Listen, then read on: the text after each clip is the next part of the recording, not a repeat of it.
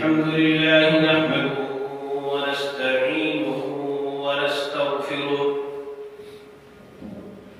ونعوذ بالله من شرور أنفسنا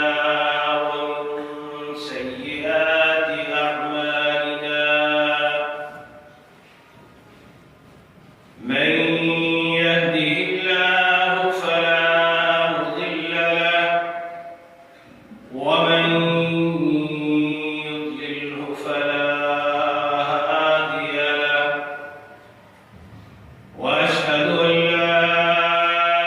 إله إلا الله وحده لا شريك له وأشهد أن سيدنا وإمامنا وقدوتنا محمد بن عبد الله صلى الله عليه وسلم أرسله بالحق بشيرا ونذيرا بين يدي الساعة اللهم صل على محمد وعلى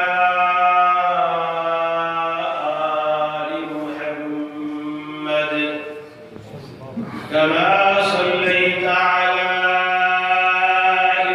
إبراهيم وعلى آل إبراهيم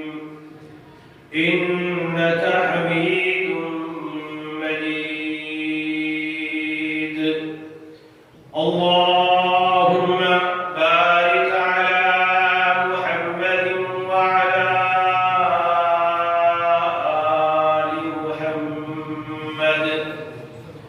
كما باركت على إبراهيم وعلى آل إبراهيم إنك حميد مجيد أما بعد فإن خير الحديث كتاب الله وخير الهدي هدي محمد صلى الله عليه وسلم وشر الأمور محدثاتها وكل محدثة بدعة وكل بدعة ضلالة وكل ضلالة في النار أعوذ بالله السميع العليم من الشيطان الرجيم بسم الله الرحمن الرحيم ظهر الفساد في البر والبحر بما كسبت أيدي الناس ليذيقهم بعض الذي عملوا لعلهم يرجعون رب اشرح لي صدري ويسر لي أمري واحلل عقدة من لساني يفقه قولي رب زدني علما اللهم انفعنا بما علمتنا وعلمنا ما ينفعنا وزدنا علما رب أعوذ بك من همذات الشياطين وأعوذ بك رب أن يحضرون हर किस्म की हम्दो सना हर किस्म की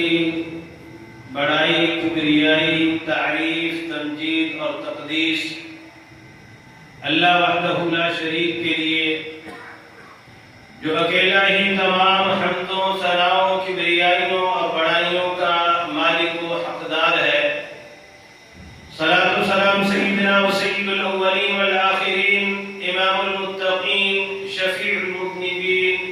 जनाब मुहम्मद रसूलुल्लाह सल्लल्लाहु अलैहि वसल्लम की ज़ात-ए गिरामी पर मुख्तसर हम्द व सलाम और दुरूद व सलाम के बाद حضرت علی وقار اللہ رب العزت والجلال نے انسان کو اس دنیا میں کوئی مقصد کوئی ہدف دے کر مبعوث کیا ہے، اور جب اللہ رب العزت والجلال نے سیدنا آدم علیہ السلام کو جنت سے اس روئے زمین پر بھیجا تو آپ علیہ السلام کو اور قیامت تک آنے والے انسانوں کے لیے ایک پیغام دیا کہ فَإِمَّا يَأْتِيَنَّكُم مِّنِّي هُدًى فَمَن تَبِعَ هُدَايَ فَلَا يُضِلُّ وَلَا يَشْقَىٰ،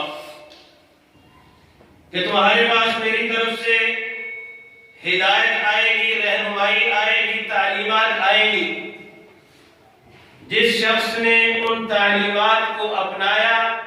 فلا يضل ولا يشقى، نہ تو وہ گمراہ ہوگا اور نہ ہی وہ بدبختی کا شکار ہوگا۔ اور اللہ رب العزت والجلال نے اس دنیا میں چلنے کے لیے، اس مقصد کو پانے کے لیے اور اپنے قرب کو حاصل کرنے کے لیے ایک راستہ بھی متعین کر دیا ہے، اور انسان کی اس دنیا میں آمد کا مقصد اور ہدف بھی بتا دیا ہے کہ وَمَا خَلَقْتُ الْجِنَّ وَالْإِنسَ إِلَّا لِيَعْبُدُونِ۔ اس دنیا میں اللہ رب العزت والجلال نے تمہیں صرف اور صرف اپنی عبادت کے لیے بھیجا ہے، اس کے علاوہ تمہاری اس دنیا میں بعثت کا، دنیا میں آمد کا اور کوئی مقصد نہیں ہے۔ اور خوش قسمت ہوتے ہیں وہ لوگ جو اپنے مقصد زندگی کو پانے کے لیے اس راستے کا انتخاب کرتے ہیں جس راستے کو اللہ رب العزت والجلال نے ان کے لیے متعین کیا ہے، اور اس طریقے کو اپناتے ہیں جو طریقہ جناب محمد رسول اللہ صلی اللہ علیہ وسلم کے ذریعے ہم تک پہنچایا گیا۔ اور اللہ رب العزت والجلال کی یہ سنت ہے، اس کا یہ طریقہ ہے، جیسا کہ پہلے میں نے بتایا کہ فَمَنِ اتَّبَعَ هُدَايَ فَلَا يُضِلُّ وَلَا يَشْقَىٰ، جو اللہ رب العزت والجلال کی طرف سے آنے والی تعلیمات، اس کی طرف سے ملنے والی رہنمائی کو اپنائے گا وہ خوش بخت ہے، اور جو اس کے علاوہ کوئی اور طریقہ اختیار کرے گا یا اللہ رب العزت والجلال کی طرف سے آنے والی تعلیمات کو فراموش کر دے گا، وہ اس دنیا میں بھی ذلیل و رسوا ہے اور آخرت میں بھی ذلیل و رسوا ہے۔ اور صرف ذلیل و رسوا نہیں ہے بلکہ اللہ رب العزت والجلال نے بتایا کہ ظہر الفساد فی البر والبحر بما کسبت ایدی الناس، ان کے اعمال کی وجہ سے، ان کے کرتوتوں کی وجہ سے، اللہ رب العزت والجلال کی تعلیمات سے روگردانی کی وجہ سے، اللہ رب العزت والجلال کے متعین کردہ راستے سے ہٹنے کی وجہ سے اور اپنے مقصد زندگی کو بھولنے کی وجہ سے ظہر الفساد فی البر والبحر صرف اپنا نقصان نہیں کرتے بلکہ دنیا میں فساد کا باعث بنتے ہیں۔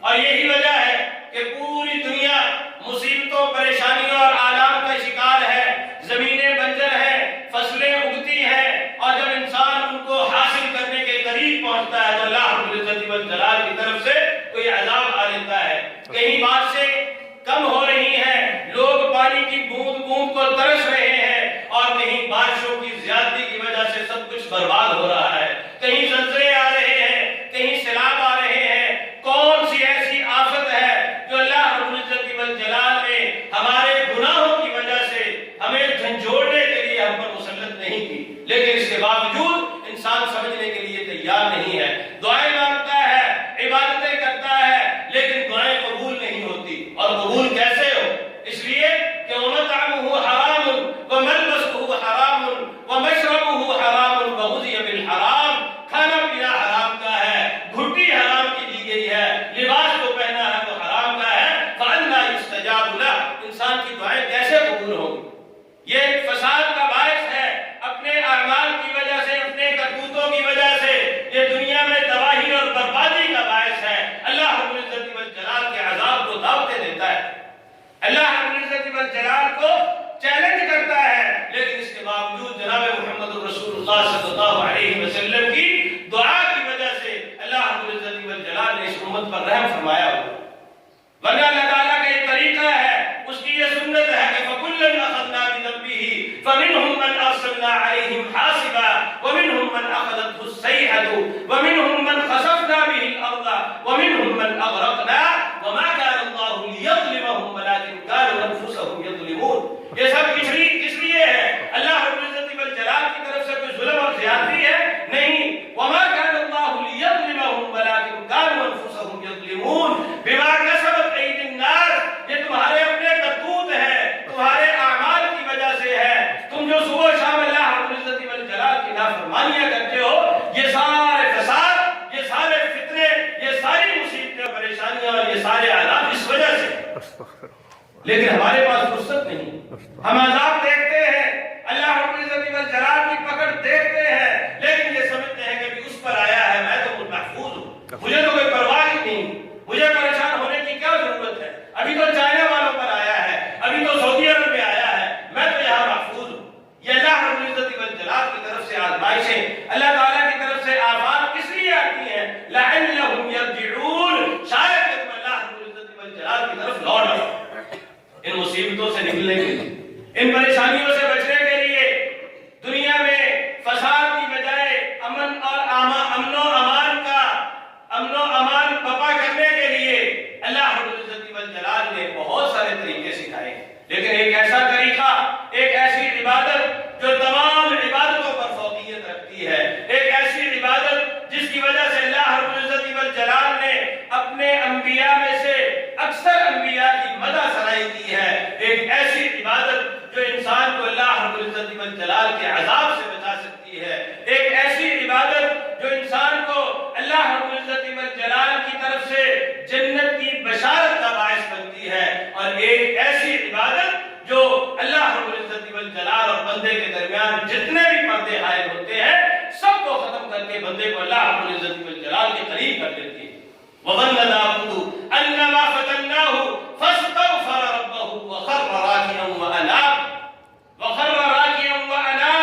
سلیمان علیہ السلام کا تذکرہ کرتے ہوئے فرمایا کہ وَلَقَدْ فَتَنَّا سُلَيْمَانَ وَأَلْقَيْنَا عَلَى كُرْسِيِّهِ جَسَدًا ثُمَّ أَنَابَ. جناب محمد رسول اللہ صلی اللہ علیہ وسلم کا تذکرہ کیا تو رب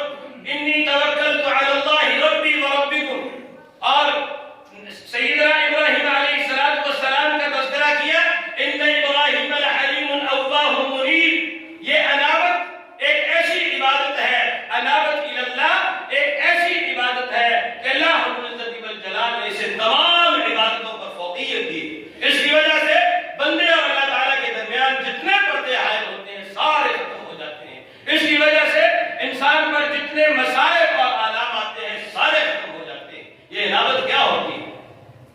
انابت کیا ہوتی ہے؟ اللہ رب العزت والجلال نے اپنے انبیاء کی اس کی وجہ سے مدح ثنائی کیوں کی ہے؟ یہ انابت الی اللہ کیا چیز ہے؟ اس کے دو مفہوم ہیں، دو معنی. ایک تو یہ کہ اب رجوع الی اللہ، انسان اللہ رب العزت والجلال کی طرف رجوع کر لے، اللہ رب العزت والجلال کی طرف لوٹ آئے، اور صرف رجوع نہ کرے بلکہ اپنے آپ کو اللہ رب العزت والجلال کے سپرد کر دے، اللہ رب العزت والجلال کا ہو کر رہتے. یہ ہے انابت الی اللہ، یہ ہے رجوع الی اللہ، اور اس کی وجہ سے اللہ رب العزت والجلال بندے کی ساری خطائیں معاف کر دیتا ہے. اس کی وجہ سے اللہ رب العزت والجلال بندے کی ساری پریشانیاں اور ساری مصیبتیں اور سارے عذاب ٹال دیتا ہے. اللہ رب العزت والجلال کی طرف رجوع کرنا، اللہ رب العزت والجلال کی طرف رجوع کرنا اور اللہ تعالیٰ کے ہو کر رہ جانا. اذ قال له ربه اسلم قال اسلمت لرب العالمین. استسلام، اپنے آپ کو اللہ رب العزت والجلال کے سپرد کر دینا. دوسرے لفظوں میں یوں کہہ دیجئے اپنے ہاتھ پاؤں باندھ کر اللہ رب العزت والجلال کے سامنے پھینک دینا. وہ جو جی چاہے سنا دے سن لو، وہ جس کا حکم دے دیکھ لو، وہ جس طرف چلا دے چل پڑو، جس سے روک دے رک جاؤ. انسان کی اپنی مرضی شامل نہ ہو. یہ معنی ہے اللہ رب العزت والجلال کی طرف رجوع کا اور اللہ رب العزت والجلال کے ہو کر رہنے کا. یہ نہیں کہ جہاں جی چاہا اپنی مرضی کر لی، جہاں جی چاہا اللہ رب العزت والجلال کی مان لی. یہ انابت الی اللہ نہیں ہے، اور اس کو توبہ پر بھی فوقیت حاصل ہے. اس لیے کہ انسان توبہ کرتا ہے تو پھر گناہ پر آمادہ ہو جاتا ہے، توبہ کرتا ہے اور پھر شیطان اسے برگلا دیتا ہے. لیکن جب انسان اللہ رب العزت والجلال کی طرف رجوع کرتا ہے، انابت الی اللہ سے متصف ہوتا ہے،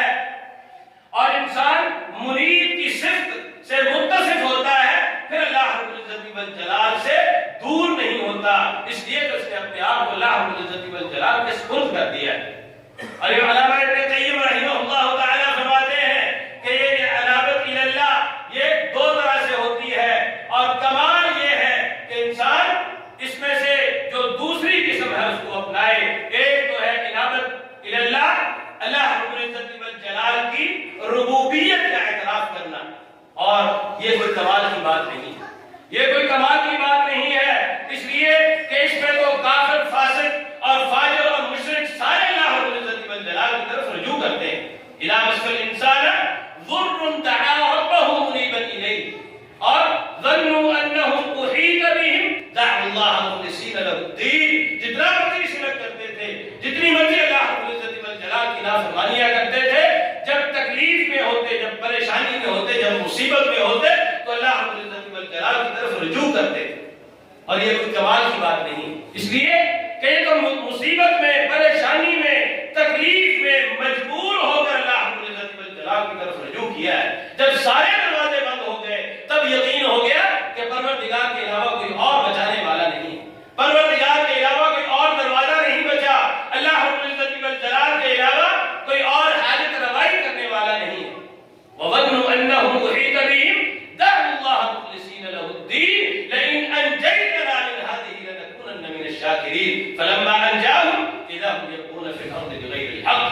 جب اللہ تعالیٰ ان کو پریشانی سے، تکلیف سے، مصیبت سے نجات دے دیتا، إِذَا هُمْ يَبْغُونَ فِي الْأَرْضِ، پھر وہ انابت إِلَى اللَّهِ، وہ رجوع إِلَى اللَّهِ اور اللہ رب العزت والجلال کے ساتھ تعلق ختم کر کے پھر اپنے پرانے طریقے پر، پرانی روش پر آمادہ ہو جاتے ہیں، اسی پر چل پڑتے۔ کمال یہ ہے کہ اللہ رب العزت والجلال کی ربوبیت نہیں بلکہ اللہ تعالیٰ کی الوہیت کی طرف انسان رجوع کرے، خوشی ہو، غمی ہو، پریشانی ہو، تکلیف ہو، مصیبت ہو، جس حالت میں بھی ہو، ہر حالت میں اسے اللہ رب العزت والجلال کی یاد رہنی چاہیے،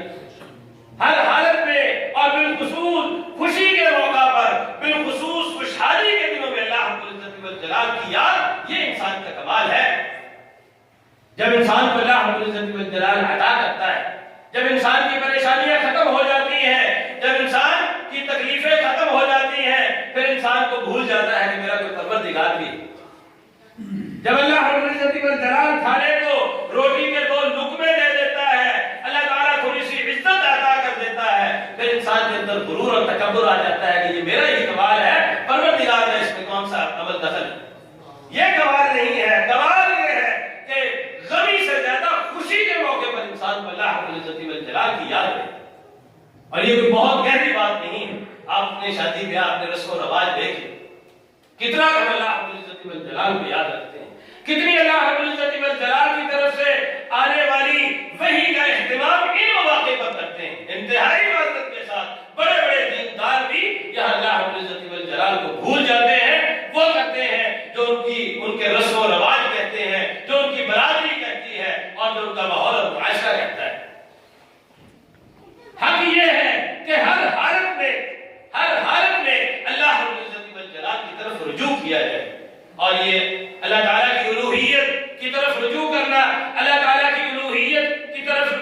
اللہ تعالیٰ کی الوہیت کا اعتراف کرنا، اس کے اندر بنیادی طور پر سب سے پہلی چیز جو شامل ہے وہ المحبہ، اللہ رب العزت والجلال کے ساتھ محبت ہے۔ کو پھر اس کی نافرمانی کا تصور بھی نہیں، جس کے ساتھ محبت ہو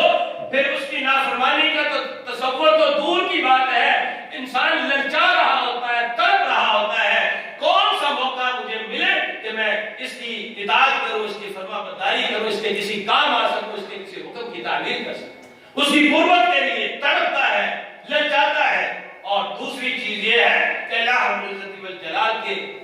کے لیے خشوع ہو، خضوع ہو، جو کچھ بھی کرنا ہے صرف اللہ رب العزت والجلال کی رضا کے لیے، اور کوئی مقصد نہ ہو، اور کوئی مقصد نہ ہو، اور کوئی ہدف نہ ہو، کسی کو دکھانا، معاشرے میں عزت پانا، شہرت حاصل کرنا، یہ مقصد نہ ہو۔ جو کچھ بھی کرنا ہے، ایک قدم بھی اٹھانا ہے تو پروردگار تیری مرضی کے لیے اور تیری مرضی کے مطابق اور تیری رضامندی کے لیے اٹھانا ہے۔ میں نے علم حاصل کیا ہے اس لیے کہ اس کے ذریعے میں نے تیرا قرب حاصل کرنا ہے، میں نے بولنے کا طریقہ سیکھا ہے، میں نے لکھنے کا طریقہ آتا ہے، اس لیے سیکھا ہے کہ پروردگار تیرے قرب حاصل کر سکوں، تیرے دین کی خدمت کر سکوں، اس کے علاوہ کوئی اور مقصد نہ ہو۔ اور تیسری چیز، اللہ رب العزت والجلال کے علاوہ باقی سب کی نفی کر دینا، اللہ رب العزت والجلال کے علاوہ باقی سب سے بے پرواہ ہو جانا، کسی اور کی فکر نہ کرنا، اللہ رب العزت والجلال کے علاوہ کسی اور سے امید نہ رکھنا، اللہ رب العزت والجلال کے علاوہ کسی اور سے عزت کی لالچ نہ رکھنا۔ ہم دنیا میں عزتیں تلاش کرتے ہیں، ہم دنیا میں عزتیں تلاش کرتے ہیں، پڑھتے بھی ہیں، سمجھتے بھی ہیں، جانتے بھی ہیں کہ للہ العزت ولرسولہ وللمؤمنین، لیکن اس کے باوجود ٹکے ٹکے کے بندوں کے پیچھے پھرتے ہیں عزت پانے کے لیے، شہرت پانے کے لیے، اللہ رب العزت والجلال کے در کو بھول جاتے ہیں۔ اللہ تعالیٰ کی الوہیت کا اعتراف، انابت اللہ کا اصل تقاضا یہ ہے کہ انسان ہر حالت میں اللہ رب العزت والجلال کا ہو کر رہے، اپنے آپ کو اللہ رب العزت والجلال کے سپرد کر دے۔ اور آج ہم جن مصیبتوں میں، جن پریشانیوں میں مبتلا ہیں، جن ابتلاءات میں مبتلا ہیں، ان سے نکلنے کا ایک ہی طریقہ ہے اور وہ ہے انابت اللہ۔ اس لیے اللہ رب العزت والجلال نے حکم دیا ہے کہ وَاتَّبِعْ سَبِيلَ مَنْ أَنَابَ إِلَيَّ ثُمَّ إِلَيَّ مَرْجِعُكُمْ۔ اللہ تعالیٰ نے حکم دیا ہے أَنِيبُوا إِلَىٰ رَبِّكُمْ وَأَسْلِمُوا لَهُ مِن قَبْلِ أَن يَأْتِيَكُمُ الْعَذَابُ بَغْتَةً وَأَنْتُمْ لَا تَشْعُرُونَ۔ اللہ تعالیٰ نے حکم دیا ہے توبوا إِلَى اللَّهِ تَوْبَةً نَصُوحًا۔ اللہ تعالیٰ نے حکم دیا ہے توبوا إِلَى اللَّهِ أَيُّهَا الْمُؤْمِنُونَ لَعَلَّكُمْ تُفْلِحُونَ۔ مومن اللہ رب العزت والجلال کی طرف رجوع کر لو، انابت اللہ اختیار کر لو، اپنے آپ کو منیب کی صفت سے متصف کر لو، اللہ رب العزت والجلال کے سامنے جھک جاؤ، اپنے آپ کو اللہ رب العزت والجلال کے سپرد کر دو۔ کس لیے؟ لعلکم تفلحون، تاکہ تم کامیاب ہو سکو، کامران ہو سکو، دنیا میں بھی اور آخرت میں بھی۔ کامیابی اور کامرانی دولت سے منسلک نہیں ہے، عزت سے، شہرت سے منسلک نہیں ہے، بلکہ اس کا تعلق اگر ہے تو اللہ رب العزت والجلال کے ساتھ تعلق کے ساتھ ہے۔ اگر اللہ رب العزت والجلال کی طرف رجوع کر لو گے، اگر اللہ رب العزت والجلال کی طرف لوٹ آؤ گے، اپنے آپ کو اللہ تعالیٰ کے سپرد کر دو گے، تو اللہ رب العزت والجلال یہ ضمانت دے رہا ہے کہ لعلکم تفلحون، تم کامیاب ہو جاؤ گے، تم کامران ہو جاؤ گے، تم ہدایت یافتہ ہو جاؤ گے، اور اس دنیا میں عزتیں تمہارا مقدر بنے گی۔ اللہ رب العزت والجلال سے دعا ہے کہ اللہ تعالیٰ ہمیں حق کو سمجھنے کی توفیق عطا فرمائے، اس کے مطابق زندگی گزارنے کی توفیق عطا فرمائے، اور اللہ رب العزت والجلال ہمیں اس صفت سے متصف ہونے کی توفیق عطا فرمائے، دنیا سے بے پرواہ ہو کر صرف اور صرف اپنے رب کی بننے کی توفیق عطا فرمائے۔ اقول قولی ھذا واستغفر اللہ لی ولکم ولسائر المسلمین۔